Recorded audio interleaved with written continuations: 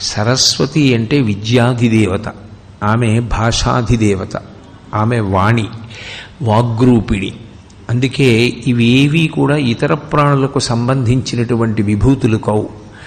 మాట్లాడగలగడం అనేటటువంటిది భగవంతుడు సృష్టిలో కేవలం మనుష్యునకు మాత్రమే ఇచ్చినటువంటి గొప్ప వరం. స్వరపేటిక ఒక్క మనుష్యునకు మాత్రమే ఇవ్వబడింది. అందుకే ఒక్క మనిషి మాట్లాడగలడు తప్ప ఏ ఇతర ప్రాణి కూడా మాట్లాడగలిగినటువంటి అదృష్టాన్ని పొంది ఉండదు.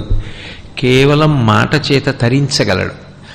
రెండు, శాస్త్రాన్ని గురువుని ఈ రెండిటిని ఆధారం చేసుకుని శ్రద్ధాభక్తులతో జీవితంలో అనేక విషయాల్ని తెలుసుకుంటూ ఉన్నతిని పొందగలిగినటువంటి అదృష్టం మనిషి ఒక్కడికి ఉంది తప్ప ఏ ఇతర ప్రాణికి కూడా అటువంటి అవకాశాన్ని భగవంతుడు ఇవ్వలేదు.